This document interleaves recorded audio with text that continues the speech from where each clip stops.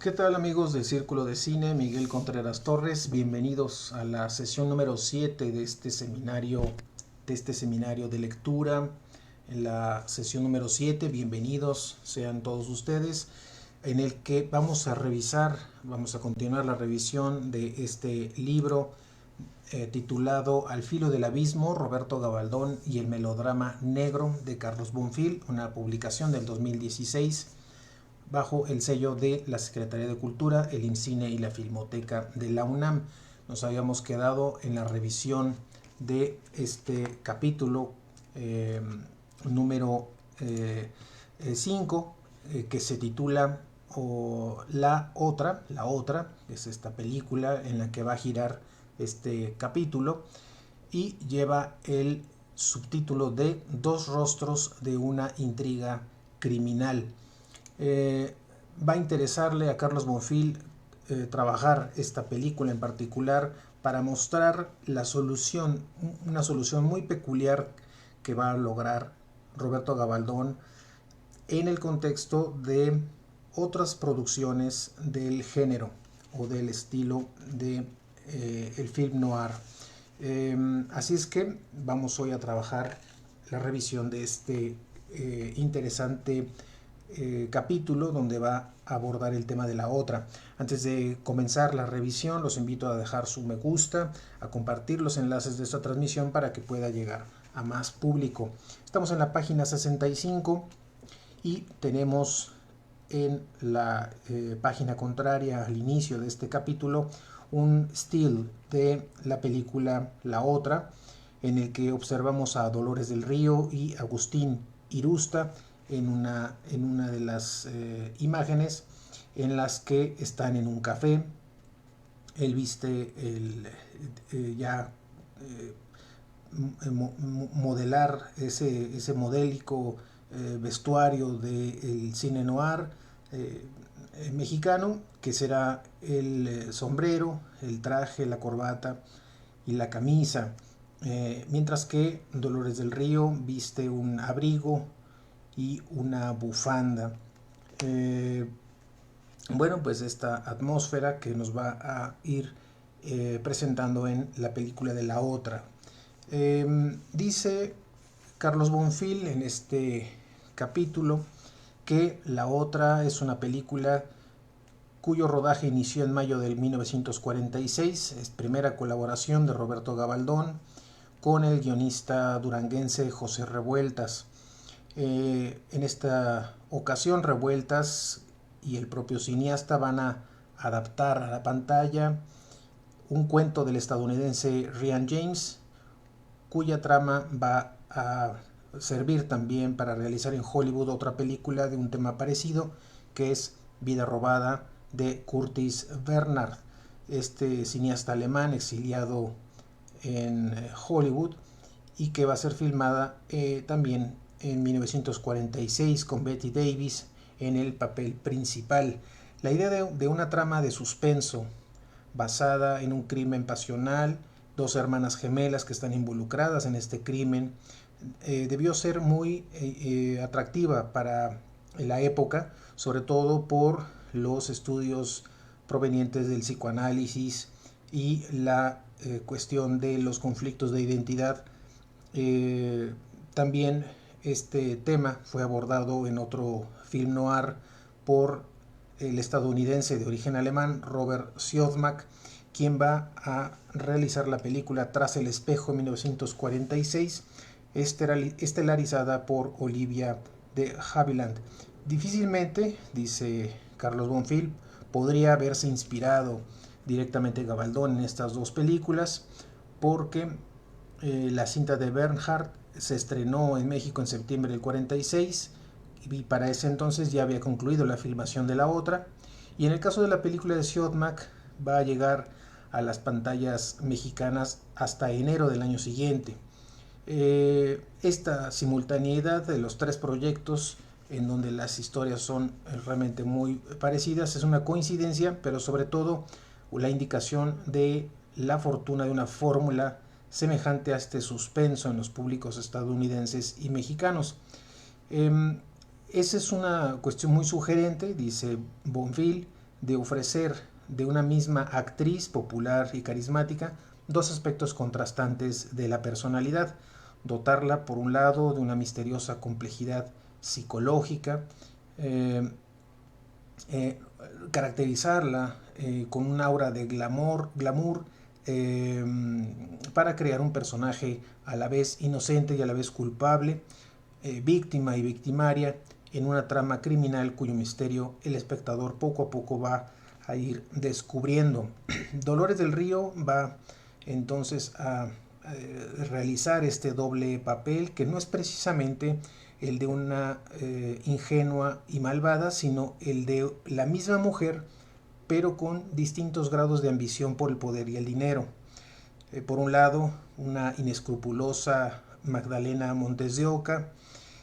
una mujer acaudalada y desdeñosa de la suerte de su hermana pobre, llamada María Méndez, también arribista y fría, cuando esta última decide entonces suplantar la identidad de la hermana rica que ha asesinado. Hay unas palabras que profirió una dama de sociedad que asiste a un sepelio y que define en esta película a la otra. Dice en esas palabras que su situación es de una viuda rica y en plenitud. Dice, así no hay sufrimiento duradero, casi es digna de envidia. Unas palabras que se dicen en esta película y que puede reflejar mucho de la condición social y de la suerte que va a tener Magdalena, quien es una persona adinerada que acaba de perder a su marido. Y los créditos iniciales también en la película van a anticipar esta tonalidad sombría que va a tener el filme, una sucesión de planetas en un arcano impenetrable, y también la partitura de Raúl Lavista, que para Bonfil es más propia del género fantástico que de un thriller pasional. La muerte se va a instalar, dice Bonfil en la página 67, se va a instalar en las primeras imágenes de la película. Un panteón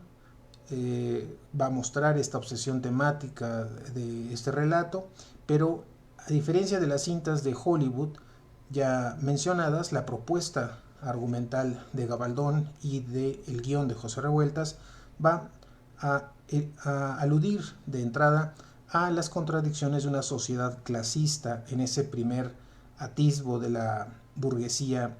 que es incapaz de disimular la ambición y la hipocresía. Este señalamiento social va a seguirse acentuando en los elementos verbales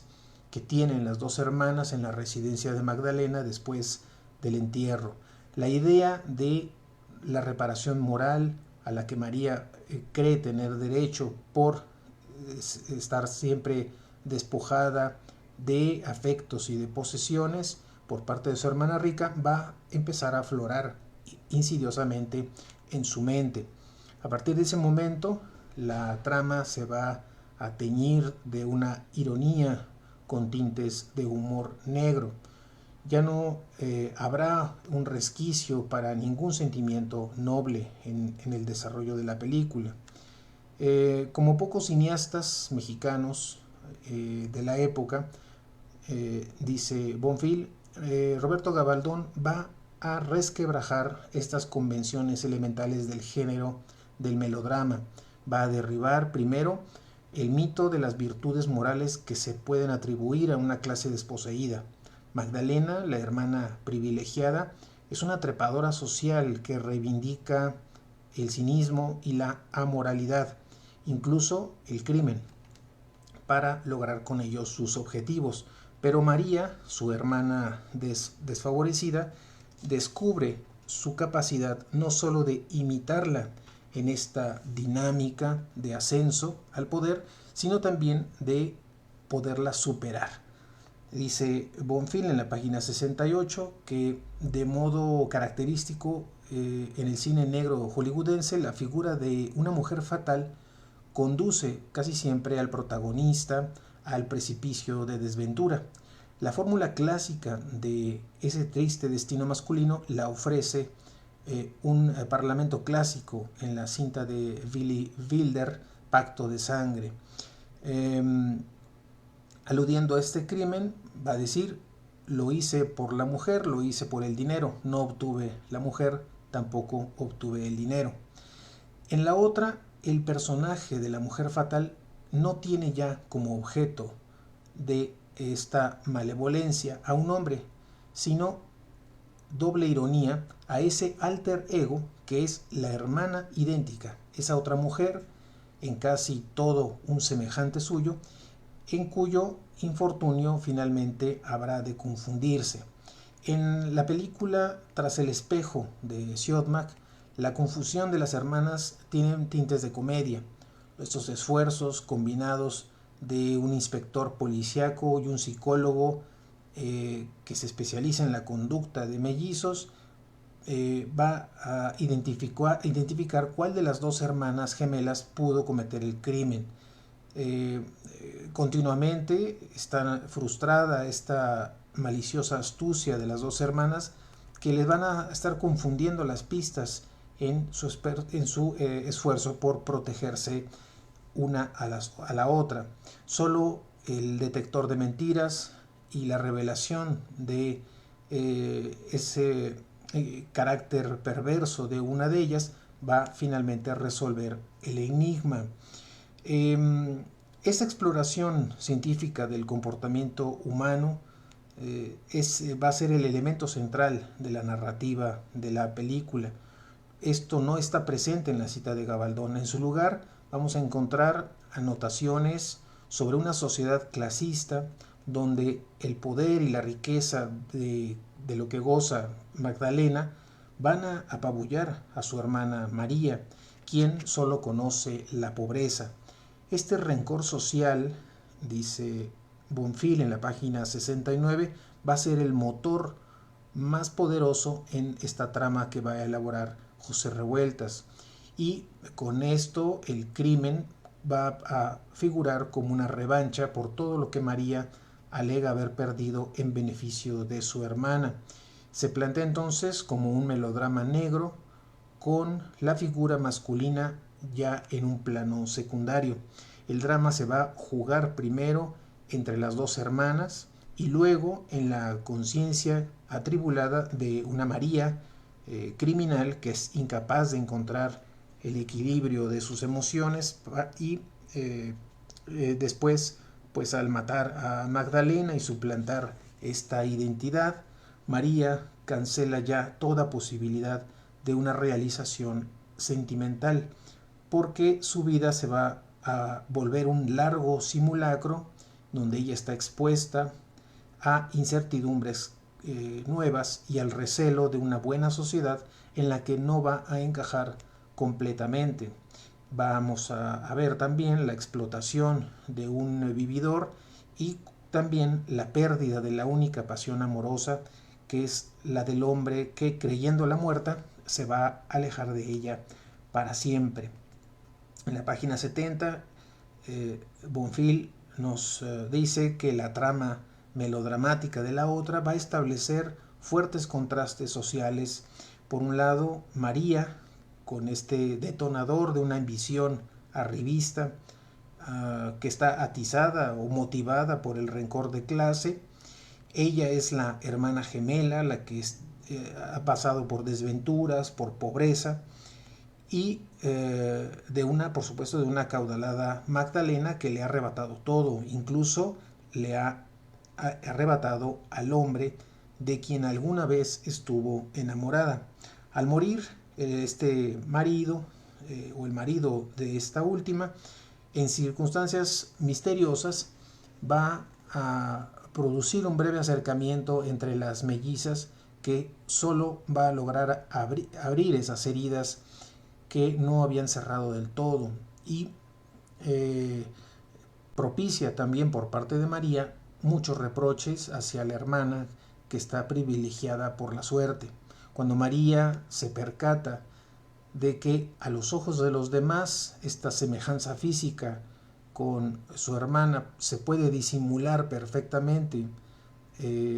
las diferencias de clase, pues empieza a concebir la idea de poderse deshacer de la hermana incómoda. Esa cita por la noche en el cuarto de la vecindad va a ser el momento en el que le va a insinuar ese deseo de suicidio y terminar con su mala suerte. Pero en lugar de eso va a utilizar un arma para eliminar a Magdalena. Lo que sigue va a ser un doble ritual de suplantación por la apariencia física de la desaparecida y por el aprendizaje de los códigos y las etiquetas que están relacionadas o van a estar relacionadas con su nuevo estatus social. Estas dificultades que va a enfrentar con esta nueva vida de María ya poco a poco empiezan a manifestarse con la aparición del amante que fue cómplice de Magdalena por la eliminación del esposo, y ahora se va a convertir poco a poco en una carga para María. Cuando María se ve sentenciada a una pena de prisión, ese nuevo mundo también se derrumba, sin poder confesar a Roberto, que es el agente de policía y su antiguo novio, el homicidio que condujo a esa suplantación de identidades. Aquí la jugada trágica de este destino reemplaza un posible crimen perfecto por otro completamente ajeno, y también una responsabilidad que ya no tiene modo de escaparse de ella. En la página 71, Bonfil nos dice que el melodrama tradicional, o en el melodrama tradicional, este dilema de la joven manicurista sería doloroso. Esta presencia masculina sería un referente clave porque el crimen tendría como propósito mejorar la situación de la pareja, y en el caso de fracasar o ser descubierto, ambos asumirían la desventura en medio de un torrente de lágrimas. Sin embargo, Gabaldón y Revueltas van a desactivar esa posibilidad, neutralizando muy poco la figura de Roberto y dejando solo a la protagonista, quien sin ningún medio de sujeción de tipo moral va a cometer ese crimen, va a ensayar la impostura social y soportar sus consecuencias. Ese infortunio, dice Bonfil en la página 72, un infortunio intransferible, va a redimensionar la figura de María o también Magdalena, y la va a ubicar como una criminal solitaria e independiente que va a ser responsable de todos sus propios actos. Revueltas ofrece aquí un guión sin duda redondo y sin fisuras, una vuelta de tuerca narrativa que en el momento del estreno de la película sedujo al público por la audacia del melodrama negro,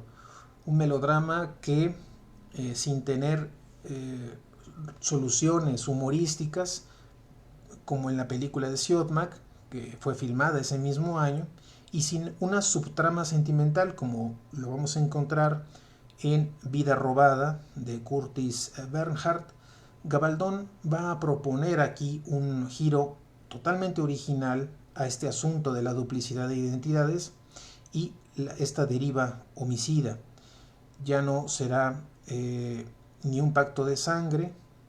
entre un hombre y una mujer que a la vez están unidos y enfrentados por su destino común, sino ahora tendremos con Gabaldón una solitaria maquinación criminal a cargo de una mujer que en su ambición desafía a la sociedad burguesa y va a marchar contracorriente en este papel tradicional que ella misma se ha asignado. La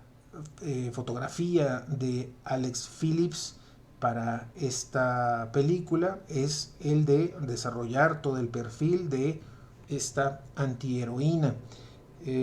Desprende, por lo tanto, a María de ese mundo gris de vecindades y covachas, cafés de chinos, posadas navideñas de arrabal. También de un noviazgo en la penuria material, para situarla de lleno en esta identidad suplantada, y también en esa mansión imponente en la cual vive, producto de la escenografía de Gunther Herzog, con también una servidumbre recelosa, muy al estilo de Rebeca, de Alfred Hitchcock de 1940. Dolores del Río, aquí en la película, cumple para Bonfil cabalmente su cometido de dama elegante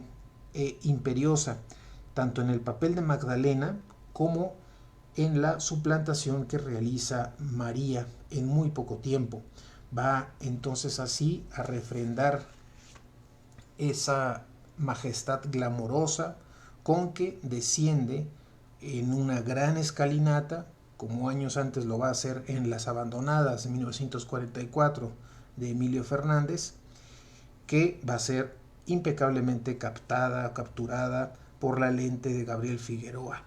Esa impostura es la conquista de ese mundo social hermético, un horizonte clasista, dice Bonfil, que antes estaba vedado a esa modesta empleada de un físico ordinario, de gafas de solterona amargada. El triunfo de Gabaldón, o el triunfo que obtiene Gabaldón y Alex Phillips, rinden a través de Dolores del Río a la diosa hollywoodense. Se transforma entonces también en un elogio de la mujer autónoma. Es la representación de la mujer autónoma que es dueña de una inteligencia criminal, que no está al servicio de nadie y solo atiende a sus propias ambiciones.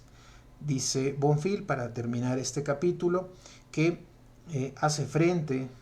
a una suerte adversa como pocas mujeres fatales en el cine negro de Estados Unidos, con este gesto de dignidad de las grandes estrellas que nos tenían acostumbrados hace años, de ese viejo cine silente, donde el gesto era ya una muestra del destino que va a tener el propio personaje. Y eso lo logra a cabalidad Dolores del Río en esta doble actuación como Magdalena o María en la película La Otra de Roberto Gabaldón. Así termina entonces este capítulo donde Carlos Bonfil va trabajando algunas reflexiones en torno a La Otra, publicada o filmada en 1946, y cómo es que Gabaldón hace una solución a esta trama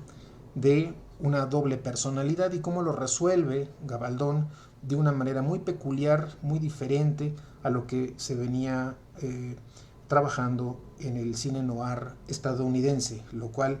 hay ahí entonces una aportación realmente importante de Roberto Gabaldón en esta solución de la trama de una doble personalidad en un ambiente de una historia relacionada con un crimen pasional. Bueno, de esta manera termina este capítulo y continuaremos el día de mañana revisando este interesante texto de Carlos Bonfil, titulado Al filo del abismo, Roberto Gabaldón y el melodrama negro, y toca el turno el día de mañana de comentar, de revisar el siguiente capítulo, que será La diosa arrodillada, es hielo abrasador, es fuego helado. Otra película importante y fundamental en la filmografía de Roberto Gabaldón, La diosa arrodillada. Así que pues espero nos puedan acompañar el día de mañana, 9 de la noche, para continuar con la revisión de este interesante libro. Mientras tanto, les deseo que tengan una excelente noche y nos escuchamos el día de mañana a las 9 de la noche para continuar con la revisión de este interesante libro. Gracias y muy buenas noches.